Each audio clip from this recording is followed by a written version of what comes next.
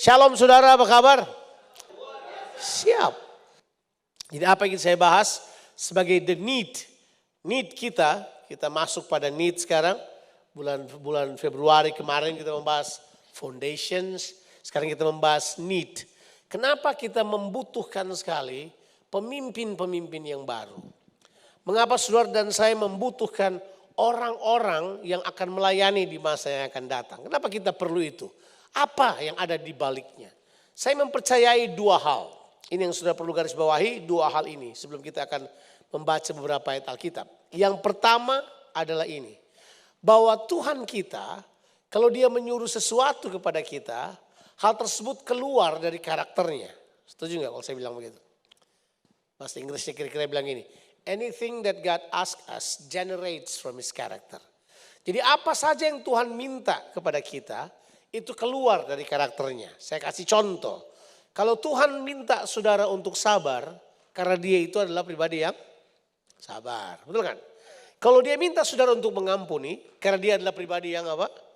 Mengampuni. Jadi apa saja yang Tuhan minta, apa saja yang Tuhan perintahkan kepada kita itu adalah generates dari pribadinya. Keluar daripada karakternya. Itu prinsip yang pertama.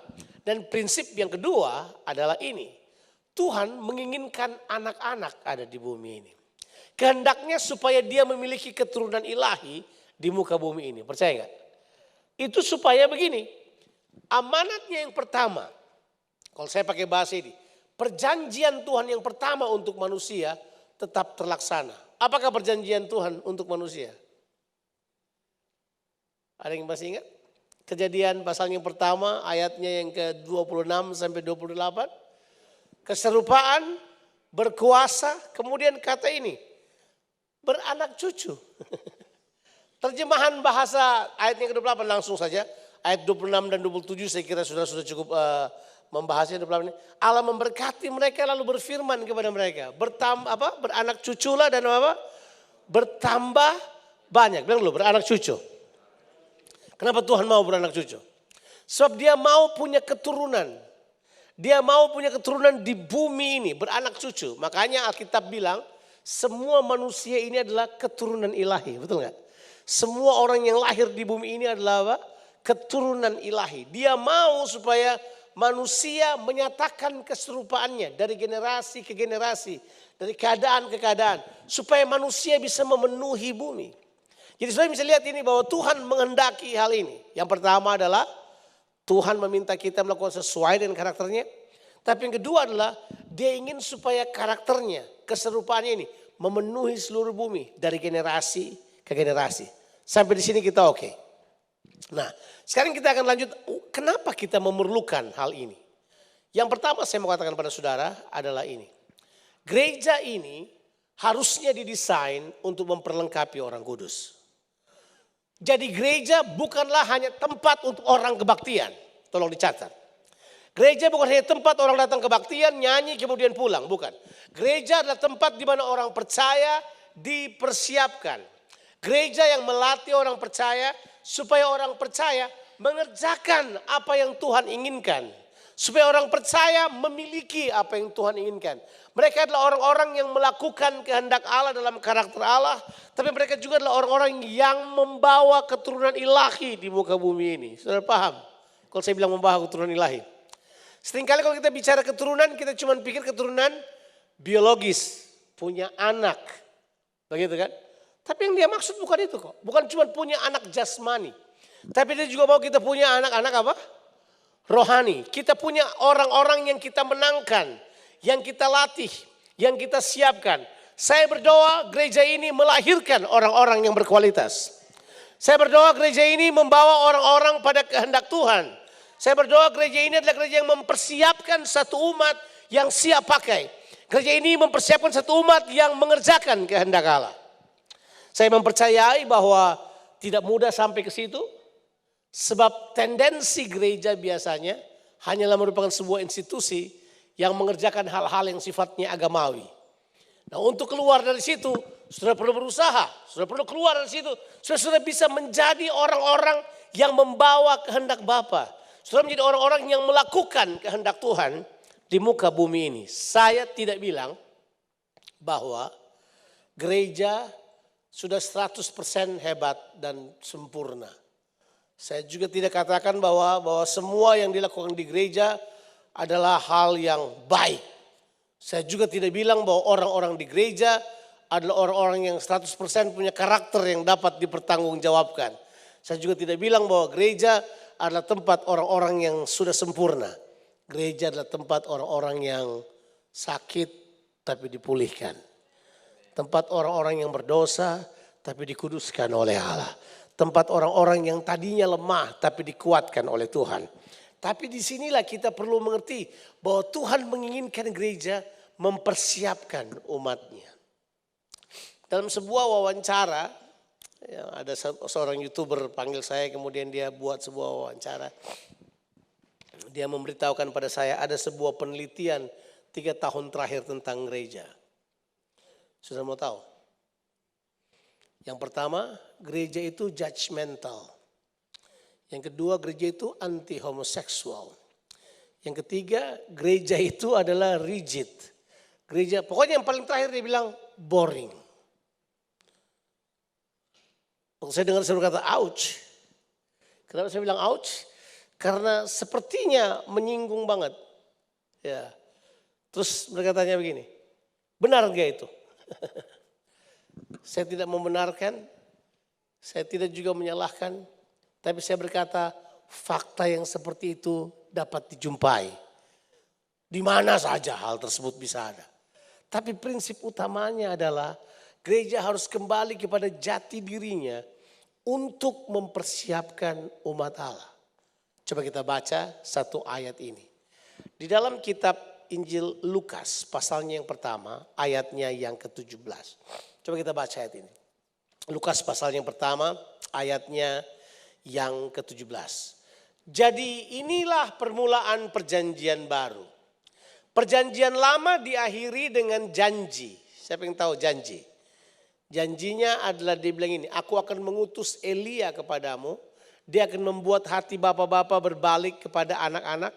Dan hati anak-anak berbalik kepada bapak-bapaknya. Supaya aku jangan datang memukul bumi hingga apa? Musnah. Betul ya? Betul ya? Itu terdapat di Maleakhi pasal 4 ayat 5 dan 6. Nah, begitu perjanjian lama selesai dengan berita itu, masuklah perjanjian baru. Tebak Tuhan mulai dari mana? Persis Tuhan mulai dari apa? Apa yang dia tinggalkan. Sebab menurut catatan teologi ya, setelah kitab Maleakhi, Tuhan tidak berbicara selama 400 tahun. Lama itu.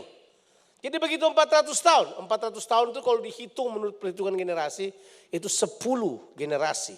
Selesai. Itu udah lupa. Kita 3 generasi, 4 generasi sudah tidak tahu di bawahnya kita siapa. Ini 10 generasi. Begitu 10 generasi selesai, Tuhan berbicara lagi kepada umatnya. Dan persis apa yang diambil, persis sama yang dia tinggalkan 400 tahun sebelumnya. Ini yang dia bilang. Dan ia akan berjalan mendahului Tuhan. Siapa ia ini? Ini sebenarnya nubuatan tentang Yohanes Pembaptis. Mendahului Tuhan dalam roh dan kuasa Elia. Untuk membuat hati bapak-bapak berbalik kepada anak-anaknya. Dan hati orang-orang durhaka kepada pikiran orang benar. Nah ini kata penting. Kita baca sama-sama 1, 2, 3. Dan dengan demikian menyiapkan bagi Tuhan suatu umat yang apa? Yang layak bagi dia. So the need is very clear. Kebutuhannya adalah bahwa kita sedang mempersiapkan suatu umat yang layak. Kita ada dalam sebuah persiapan. Gereja yang tidak mempersiapkan umatnya adalah gereja yang bersalah terhadap amanat ini. Gereja yang gagal untuk menangkap isi hati Tuhan dari generasi ke generasi. Kalau saya tidak mempersiapkan anak-anak saya bersalah. Kalau saya tidak mempersiapkan orang-orang yang saya menangkan di dalam Tuhan, saya bersalah. Kalau saya tidak mempersiapkan mereka, sebab tugas dari kita sekalian adalah, itu kata yang dipakai, menyiapkan bagi Tuhan suatu umat yang layak buat dia. Kalau saudara berpikir saudara cuma datang ke gereja, datang, pergi, duduk dan selesai. Saya mau katakan kepada saudara, Tuhan tidak mau demikian. Tuhan mencari suatu umat yang mengerjakan kehendaknya. Tuhan mencari saudara dan saya untuk menjadi pelaksana. Jangan bilang begini, itu tugas gembala saya, itu tugas pendeta saya, itu tugas pekerja, itu tugas orang yang melayani Tuhan. Kita semua dipanggil untuk menjadi suatu umat yang mengerjakan kehendak Tuhan. Amin. Jadi kalau saudara datang cuma ke gereja, dengar khotbah kemudian pulang, saya beritahu pada saudara, tukar paradigm saudara. Sebab Tuhan sedang ada dalam sebuah bisnis mempersiapkan saudara dan saya untuk menjadi pelaksana kehendak Tuhan. Sampai di sini kita oke? Makanya saya mau kita menangkap sesuatu yang Tuhan mau katakan kepada kita. Hei, saatnya sekarang saya masuk pada apa yang Tuhan kehendaki. Oh, profesi saya bukan pendeta. Profesi saya bukan seorang yang melayani Tuhan secara sepenuh waktu. Tapi saya mau terlibat menjadi umat yang mengerjakan kehendak Allah. Siapapun saudara, di pekerjaan saudara, di spheres pelayanan saudara, saudara perlu menjadi pelaksana kehendak Allah. Itu kebutuhan yang mendasari apa yang kita akan kerjakan ke depan. Nah sekarang yang kedua, saya ingin mengambil contoh di Alkitab tentang cerita seseorang yang sangat hebat.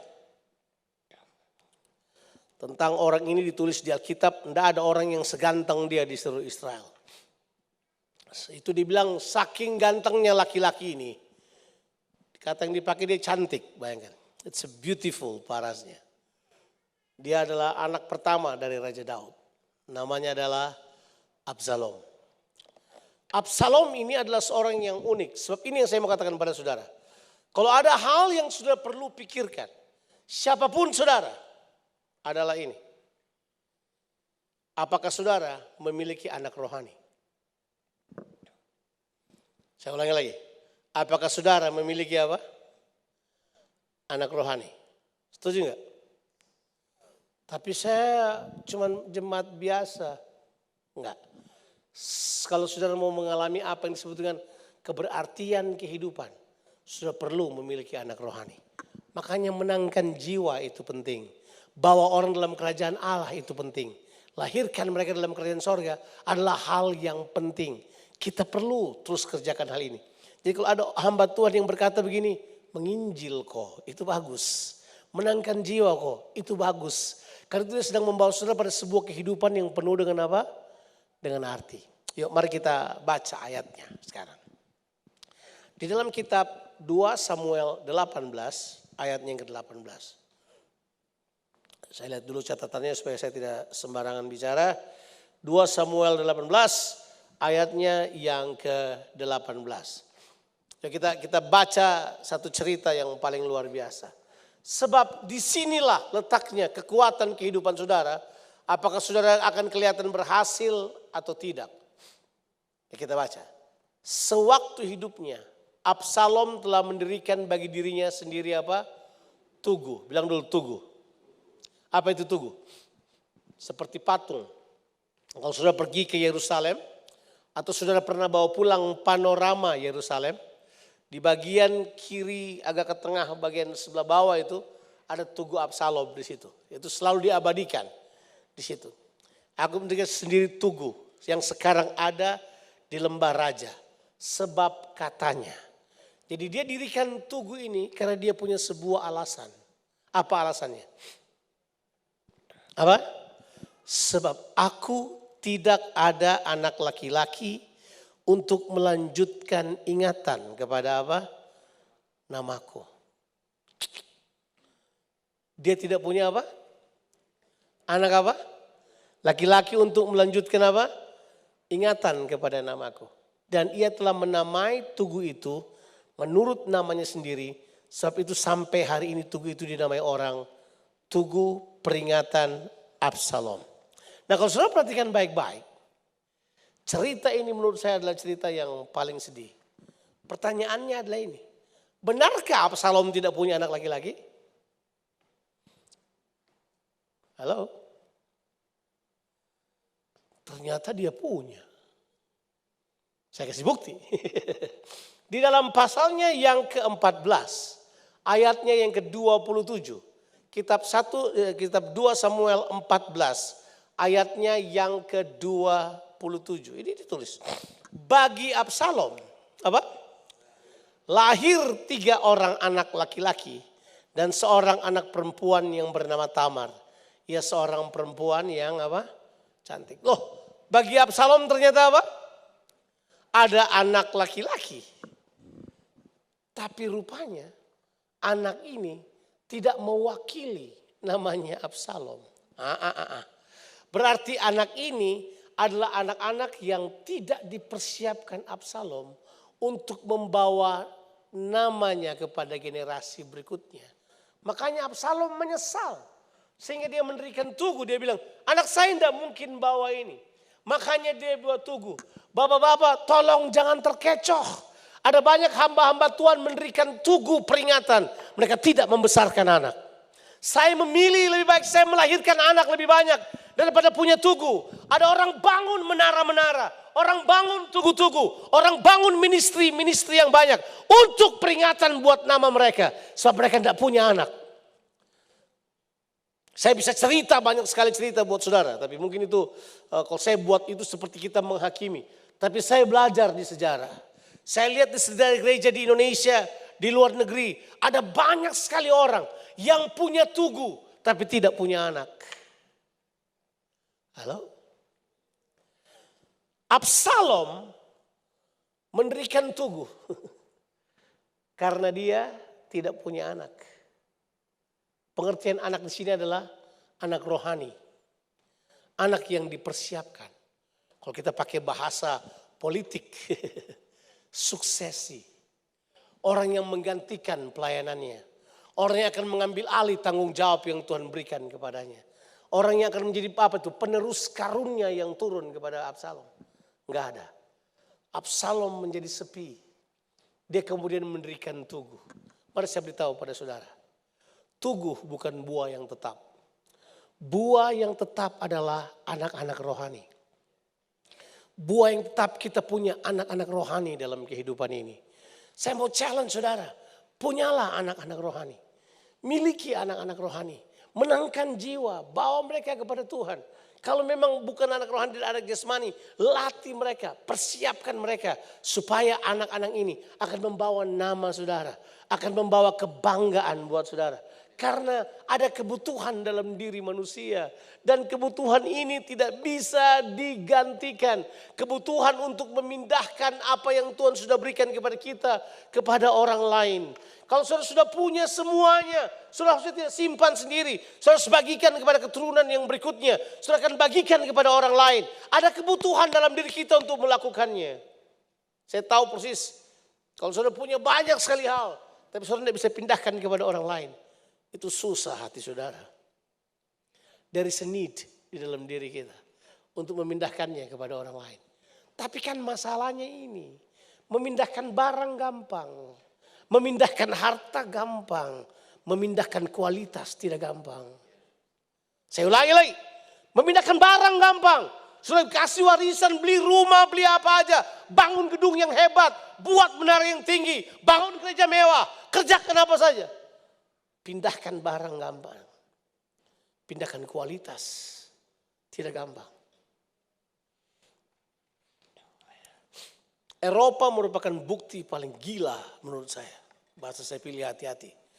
It's the most lunatic evidence dari ini bukti yang paling kacau dari ini. Karena mereka punya gedung-gedung arsitektur yang luar biasa. Dengan keindahan Leonardo da Vinci. Dengan keindahan Michelangelo dalam gereja mereka. Begitu luar biasa. Cuma ada batu yang dingin, beku. Tidak ada manusia di dalamnya. Karena memindahkan barang gampang.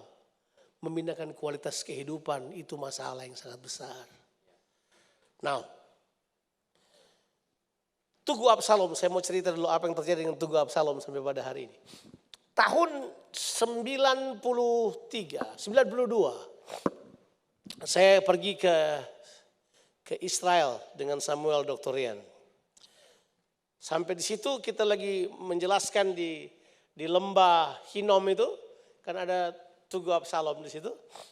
Kemudian kita lihat anak-anak kecil yang pakai kipas itu, ya. Mereka ambil batu kemudian lemparin Tugu Absalom. Terus kita tanya sama Pak Samuel Doktorian, kenapa mereka lempar? Kemudian Samuel Doktorian menceritakan, hal yang paling buruk dari tugu yang dibangun oleh Absalom. Absalom bangun tugu itu supaya orang apa? Ingat namanya. Kalau orang ingat nama Absalom, apa yang muncul di kepalanya orang? Pemberontak, dan ini yang paling parah, pemerkosa istri bapaknya. Jadi apa yang dibuat? Anak-anak kecil itu selalu ambil batu, lempar tugu Absalom sambil berkata begini, kiranya keturunanku tidak jadi seperti Absalom. Now stop. Mungkin saudara berkata, ini khotbah ini Pak Jonathan, khotbah ini untuk apa sih sebenarnya ini? No, ini mungkin basic understanding buat kita. Untuk mulai memperhatikan kehidupan kita. Nah, kualitas kehidupan hanya dapat dipindahkan lewat kehidupan. Kualitas kehidupan tidak bisa dipindahkan lewat harta. Kualitas kehidupan tidak bisa dipindahkan lewat fasilitas. Kualitas kehidupan tidak bisa dipindahkan oleh uang. Kualitas kehidupan hanya dapat dipindahkan oleh apa? Teladan kehidupan. Hanya teladan kehidupan yang bisa buat itu. Makanya saya mendorong gereja ini. Saya mendorong kita sekalian. Supaya kita membangun sebuah teladan kehidupan yang begitu rupa. Supaya kemudian lewat teladan inilah kita dapat melahirkan keturunan-keturunan ilahi yang banyak. Supaya kita bisa menjadi teladan hidup bagi orang lain. Sekarang saya ambil ayat yang terakhir saya hari ini. Sebelum kita akan makan dan minum tubuh dan darah Kristus. Saya rasa menurut mata saudara sudah mengerti apa yang coba saya sampaikan. Jadi saya rasa cukup, tidak perlu tambah yang lain. Yuk kita baca sekarang Yohanes pasalnya yang ke-15. Ayatnya yang ke-16. Saya membaca buku Destiny-nya Pak Frankie. Rupanya ayat ini adalah ayat emas Pak Frankie. Bukan kamu yang memilih aku. Tapi akulah yang memilih kamu. Dan aku telah menetapkan kamu supaya kamu pergi dan menghasilkan buah. Dan buahmu itu tetap. Supaya apa yang kamu minta kepada Bapa dalam namaku diberikannya kepadamu. Haleluya. Ini kata yang penting. Bahwa Tuhan sedang membicarakan apa yang saya sebut dengan suatu keniscayaan. Suatu kemutlakan. Bahwa ini pasti terjadi dalam kehidupan kita. Dia bilang ini. Bukan kamu yang pilih aku. Aku yang pilih kamu. Artinya dia mau bilang ini. Saya mau kehendakku yang terlaksana dalam kehidupanmu. Saya mau. Ini bahasa saya pakai. Hati-hati. Saya mau yang saya mau terjadi buat kamu. Bukan yang kamu mau. Jadi aku pilih kamu. Dan ini kata yang dipakai, bukan cuma dipilih. Kata yang kedua bilang ini, dia menetapkan kita. Dan loh, menetapkan. Ada security, ada sebuah apa tuh? Sebuah rasa aman, penetapan yang kuat. Tuhan berkata ini, aku menetapkan kamu. Supaya kamu pergi. Nah ini kan bilang, supaya kamu apa? Pergi dan menghasilkan buah. Bilang dulu, menghasilkan buah. Dan buahmu itu tetap. Nah buah yang tetap bukanlah pelayanan. Buah yang tetap adalah anak-anak rohani. Yang membawa pelayanan kita. Yang membawa kode genetik pelayanan kita. Yang membawa DNA pelayanan kita. Yang membawa apa yang Tuhan taruh dalam kehidupan kita. Kita punya anak-anak rohani. Waktu Yesus datang ke dunia ini, kenapa dia tidak spend waktu dengan 5.000 orang? Orang suka tanya pada saya, kenapa Yesus nggak gemar bikin KKR sih pada waktu itu? Kenapa dia hanya habiskan waktunya dengan 12 orang yang dia pilih? Secara random dia pilih 12 orang. Dan 12 orang ini kayaknya nggak jelas-jelas juga semua juntrungannya. Coba. Di dalamnya ada 2 pemberontak umum. Ya kan? Zelotis ada 2 orang. Pemungut cukai ada 1 orang. Sebut lagi. Nelayan yang kasar ada 3 orang. Saya bisa bayangkan. Saya bisa sebut beberapa orang untuk mereka. Tapi saya mengatakan pada saudara. Dia memilih mereka secara random. Tapi dia habiskan waktu dengan mereka. Dia ambil waktu dengan mereka. Waktu yang berkualitas. 3,5 tahun dia buat waktunya yang khusus. Dia tumpahkan kepada orang-orang ini untuk menghasilkan 12 rasul yang mengubah dunia. Ya, satu gagal lah, kita sebut Yudas gagal lah. Tapi jelasnya adalah menghasilkan orang-orang berkualitas yang menjungkir balikan dunia ini. Kenapa dia putuskan itu? Sekali lagi saya beritahu buat saudara, apa yang Tuhan minta kita lakukan, itu keluar dari apa? Karakternya, dari pribadinya. Kalau dia suruh saudara berbuat tetap, dia sudah melakukannya. Dia telah mempersiapkan orang sampai pada matinya. Dia tetap mempersiapkan mereka. Waktu dia mau naik ke sorga, dia masih kumpul dengan mereka 40 hari. Ulang-ulang dia mempersiapkan mereka sampai mereka jungkir balikan dunia. Yang saya mau katakan pada saudara adalah ini. Kita boleh kelihatan hebat, punya nama besar. Tapi masalahnya bukan ada di situ. Namanya ada pada apakah kita menghasilkan buah yang tinggal tetap. Pikirkanlah itu. Pikirkanlah itu. Tapi itu yang jauh lebih penting daripada yang lain. Kalau kita sudah paham hal tersebut, kita tidak akan cuman sibuk saja. Tapi kita akan mulai bekerja secara smart. Kita mulai bekerja secara efektif. Kita mulai bekerja secara benar. Kita lebih baik mempersiapkan orang daripada kemudian terlarut pada semua yang lain. Saya mempercayai jemaat perlu dipersiapkan. Saudara mau dipersiapkan? Nah, mari saya beritahu buat saudara. Kalau saudara mau dipersiapkan, datangi kami. Datangi hamba-hamba Tuhan. Datangi pemimpin selmu. Datangi para penatua. Dan katakan begini, persiapkan saya. Ya. Halo? Kalau mereka tidak bisa jawab, ketemu dengan saya. Sebab prinsipnya tetap sama. Kita akan mempersiapkan umat Tuhan untuk menjadi pelaksana kehendak Allah. What is the need? Kebutuhannya kita perlu mempersiapkan umat Tuhan. Tapi apa need yang lebih besar daripada itu? Kerajaan Allah butuh pekerja-pekerja. Kerajaan Allah butuh pekerja. Sampai hari ini permintaan Yesus sambil berkata, berdoalah supaya Tuhan mengirimkan pekerja untuk tuayan ini. Sebab tuayan sangat banyak, tapi pekerja apa? Sedikit. Kita perlu supaya kemudian terlibat dalam rencana Tuhan yang besar ini. Saya mau akhiri khotbah saya dengan cerita dari seorang hamba Tuhan yang bernama Jerry Savelle.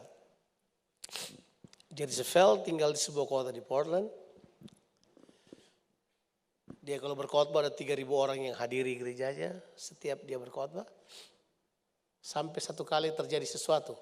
Fasilitas mereka yang berharga jutaan dolar tiba-tiba harus di-evacuate, harus dihancurkan. Sebab di bawah gerejanya itu ada saluran air yang harus diperbaiki untuk kepentingan kota. Jadi pemerintah datang untuk berkata kamu harus tinggalkan tempat ini dan tidak ada kompensasi karena ini milik negara. Kamu harus keluar saja. Jerry dalam keadaan bingung, dia kumpul orang-orangnya sambil berkata, kita tidak ada jalan lain. Ke kiri nggak bisa, ke kanan nggak bisa, ke depan nggak bisa, ke belakang nggak bisa. Kita cuma bisa ke atas katanya. Oke, so kita akan berdoa dan berpuasa. Oke, umumkan ke jemaat. Kita mau doa puasa. Jemaat kita banyak. Yuk kita umumkan supaya mereka berdoa puasa. Diumumkanlah untuk berdoa berpuasa. Hari doa puasanya. Yang hadir cuma 22 orang. Dan Jerry dari kantornya ngintip-ngintip, udah banyak orang belum? Udah banyak orang belum? Cuma 22 orang. Kemudian Tuhan bicara buat mereka. Jerry, itu jemaatmu.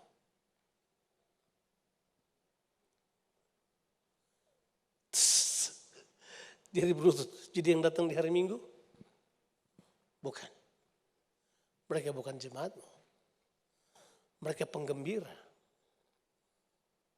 Kalau kamu pindah, kamu pikir mereka akan ikut?